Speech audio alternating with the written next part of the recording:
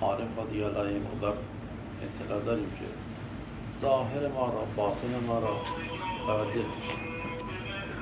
بعد پشیمان هست، ناراحت هست، نگران هست که چرا در دنیا روزی 2 بار زیارت عاشورا رو نخوندن. یعنی یه بار رو میخونده، زیارت عاشورا رو یه بار میخونده، اما پشیمانه که چرا 2 بار نخونده.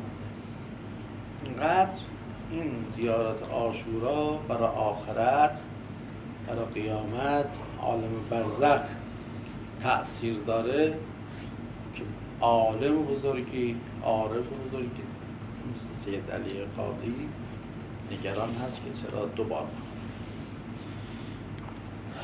امیدواریم که این سفرهای زیارتی باعث میشه که ما را اصحاب غفلتی که داریم بیدار بکنیم.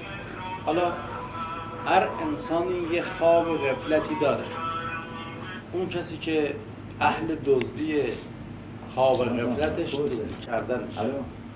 اون کسی که نماز نمیخونه، خواب غفلتش نماز نخوندن میشه.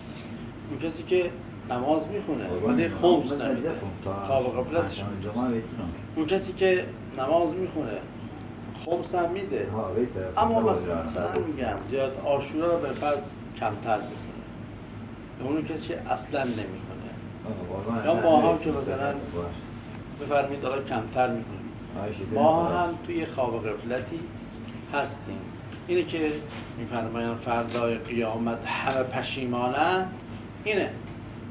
یعنی اون کسی که دزدی کرده پشیمان میشه، اون کسی که نماز خونده پشیمان میشه، اون کسی که اهل عبادت بوده بازم پشیمان میشه. خب چرا همه پشیمانن؟ اونی که گناه کرده پشیمانه که چرا گناه کردم. اون کسی که گناه نکرده عبادت کرده پشیمانه که چرا کم عبادت کردم. هر چه عبادت بکنی بازم پشیمانیم که چرا کم عبادت کردیم.